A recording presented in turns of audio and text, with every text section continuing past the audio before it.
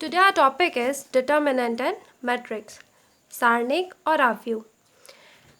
सबसे पहले हम समझते हैं कि सारणिक क्या होता है। सारणिक रो और कॉलम के इंटरसेक्शन से बनने वाला एक स्ट्रक्चर होता है जिसको हम इनसाइड टू स्लैश शो करते हैं। इस सारणिक में हमारे पास 2 रोज हैं एंड 2 कॉलम हैं। दीज रोज आर कॉल्ड पंक्तियाँ, ये 2 पंक्तियाँ और ये 2 स्तंभ। क्योंकि इसमें 2 रोज और 2 कॉलम है इसीलिए हम इसको बोलेंगे डिटर्मिनेंट ऑफ ऑर्डर 2x2, द्वितीय कोटि का सारणिक। दूसरा जो हमारे पास सारणिक है, इस सारणिक में 3 पंक्तियां और 3 स्तंभ है, 3 rows and 3 column. That's why we called it 3x3 order determinant और तृतीय कोटि का सारणिक।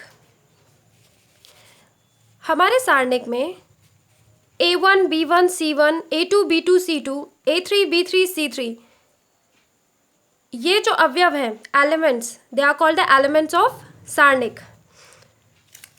इनको घटक और अवयव भी बोलते हैं। डिटर्मिनेंट उस केस में पॉसिबल होता है when number of rows is equal to number of column, जब हमारे पास पंक्तियों की संख्या बराबर होगी हमारे स्तंभों की संख्या के। जैसे कि पहले वाले केस में हमारे पास 2 पंक्तियां हैं और 2 स्तंभ हैं। दूसरे वाले केस में हमारे पास 3 पंक्तियां और 3 स्तंभ हैं।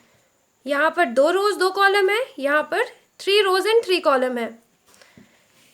इसी केस में हमारे पास सारणिक पॉसिबल होगा, अदरवाइज सारणिक पॉसिबल नहीं होगा।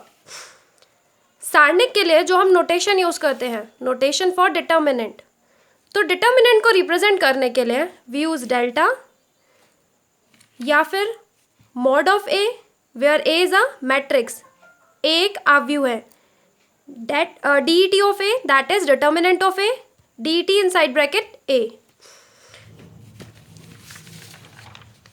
इसके बाद we talk about expansion of determinant, सारणिक का विस्तार। अगर हमारा सारणिक द्वितीय कोटि का है तो हम उसका विस्तार कैसे करेंगे। अगर वो द्वितीय कोटि का है it means it has 2 rows and 2 column. In this case element of first row is multiply with last element of second row. Second element of first row is multiplied with first element of last रो।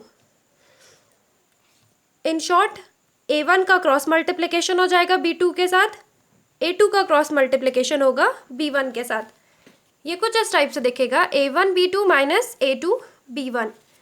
तो ये हो गया हमारा expansion of second order determinant, द्वितीय कोटि के सारणिक का विस्तार। अब अगर हमारे पास थर्ड ऑर्डर का डिटर्मिनेंट हो जिसमें 3 रोज और 3 कॉलम होंगे, उस केस में हम सारणिक का विस्तार कैसे करेंगे। फर्स्ट रो का जो फर्स्ट एलिमेंट होगा उसको हम बाहर लिखेंगे, फिर फर्स्ट रो को और फर्स्ट कॉलम को हम हाइड कर देंगे। फर्स्ट रो और फर्स्ट कॉलम को हाइड करने के बाद जो हमारे पास एलिमेंट बचते हैं उसको हम सेकेंड ऑर्डर के सारणिक के रूप में लिखेंगे। यहाँ पे बचे हुए एलिमेंट है B2 C2 B3 C3। फिर जो हमारे पास फर्स्ट रो में सेकेंड एलिमेंट है उसको हम नेगेटिव साइन के साथ लिखेंगे, B1 विथ नेगेटिव साइन। उसके बाद first row and second column को हाइड करेंगे और जो एलिमेंट बचते हैं उनको सेकेंड ऑर्डर के डिटर्मिनेंट के फॉर्म में लिख देंगे, A2 C2 A3 C3।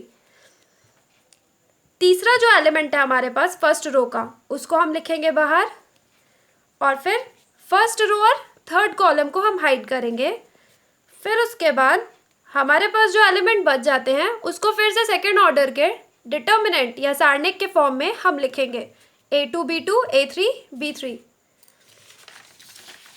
ये कुछ ऐसा हो जाएगा, A1 B2 C2 B3 C3 minus B1 A2 C2 A3 C3 plus C1 A2 B2 A3 B3। अब जैसे कि हम तृतीय कोटि के सारणिक को सॉल्व करते थे, B2 into C3, B3 into C2 और दोनों के बीच में माइनस का साइन, ऐसे ही हम इसको सॉल्व करेंगे। अब देखते हैं इसका एक एग्जाम्पल। डिटर्मिनेंट ऑफ ए, जहाँ पे हमारा डिटर्मिनेंट बराबर दिया हुआ है 1 1 1 1 2 1 1 1 2 के बराबर। हम इस सारणिक का हल ज्ञात करेंगे, क्या होगा। पहला जो एलिमेंट है फर्स्ट रो का, उसको हमने लिख लिया आगे, फर्स्ट रो और फर्स्ट कॉलम को हमने हाइड किया, तो हमारे पास एलिमेंट बचता है 2 1 1 एंड 2, 2 1 1 एंड 2।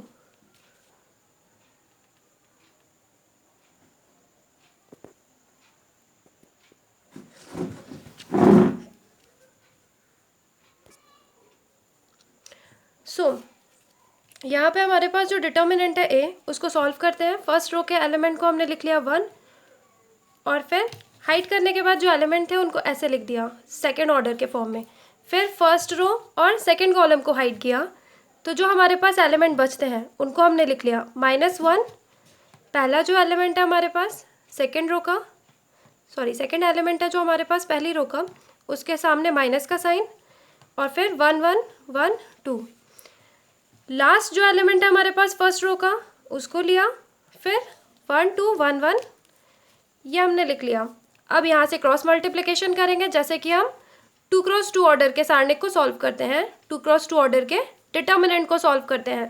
1 4 -1 2 2 ज़ा 4 -1 -1 2 and -1 plus 1 1 and -2, so here we get 3 into 1 -1 into 1 and 1 into -1, that is 3 -1 -1, जो हमारे पास आ गया 3 -2।